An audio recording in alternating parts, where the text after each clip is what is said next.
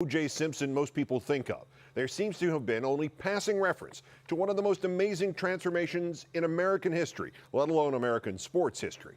On June 17, 1994, 20 years ago, when the L.A. Police Department finally admitted Simpson was a suspect in the murder of his ex-wife and Ronald Goldman, and then said he was turning himself in, and then said no, he had not shown up and was now in fact a fugitive from justice. And then his attorney implied he had fled to go kill himself. And then the car chase played out in front of 95 million TV witnesses, all in one day.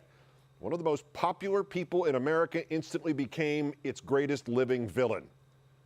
There's no hypothetical comparison in the America of today with the internet, with the paparazzi, with the maxed out cynicism about sports and television and celebrity. There is nobody who was as Teflon as the O.J. Simpson of pre-June 1994.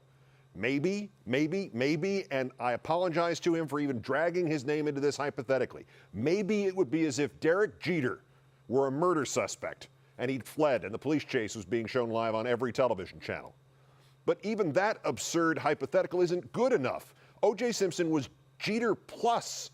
He was not just a star athlete, virtually uncriticized, instantly recognizable nationwide. He had become one of the most prominent sportscasters and one of the most prominent actors and one of the most prominent advertising spokesmen. O.J. Simpson, the football player, was one thing. O.J. Simpson was also O.J. Simpson, the rental car pitchman. Go, O.J., go. O.J. Simpson was also O.J. Simpson from NBC Sports. O.J. Simpson was also O.J. Simpson as Nordberg in the Naked Gun movies. And he was also O.J. Simpson, the wife batterer. But he lived in the era, at the end of the era, where the public persona was not only all that people knew about him, it was also all that people wanted to know about him. In 1994, we thought we were living in the middle of the tabloid era. In fact, we were just 9 years removed from actor Rock Hudson shocking untold Americans by dying of AIDS, because for 30 years he'd been the heartthrob of millions of women, a staggering percentage of whom had no earthly clue that he was gay or Liberace. I loathe the tabloid era and lament what it has done to American sports, to American entertainment, to America. But there is one thing to be said for this America, where an actor can call his whiny little daughter a whiny little daughter and then hear it broadcast nationwide within hours. And O.J. Simpson in 2014 would not have been able to hide his true self for 1 week. Whatever the full stories are, whatever miscarriages of justice there may be in either direction, you know about Ray Rice, you know about Jason Kidd, you know about Christian Peter. You would have known about O.J. Simpson. Early on New Year's morning, January 1st, 1989, a 25th anniversary this year, which no one commemorated. Police went to the infamous home on North Rockingham in Brentwood and arrested O.J. Simpson on spousal battery charges. He had punched and kicked his wife.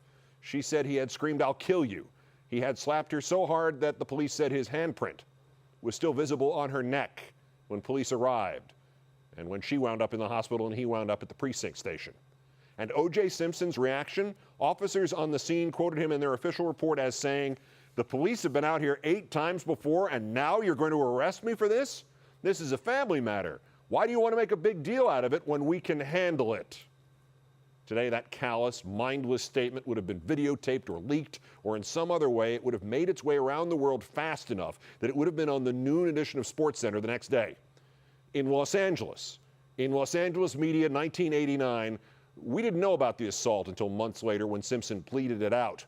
We certainly didn't know about the 9 police trips. But we knew who O.J. Simpson was.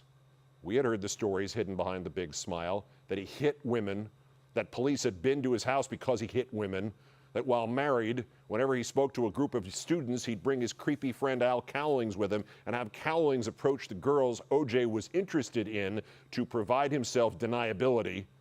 We knew, and between the laws and customs that still protected the man in domestic cases 90% of the way, and the laws and customs of a one-industry town like Los Angeles that still protected the celebrity 90% of the way, we could say nothing about his character. And so my clearest memory of 20 years ago, of covering the murder, the investigation, the hearings, the trial on SportsCenter, is not the car chase. It is not the sense of the shock of the revelation of the real O.J. Simpson. I never felt that. I only witnessed it.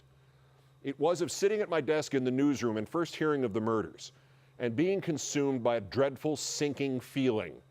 The note in our internal computer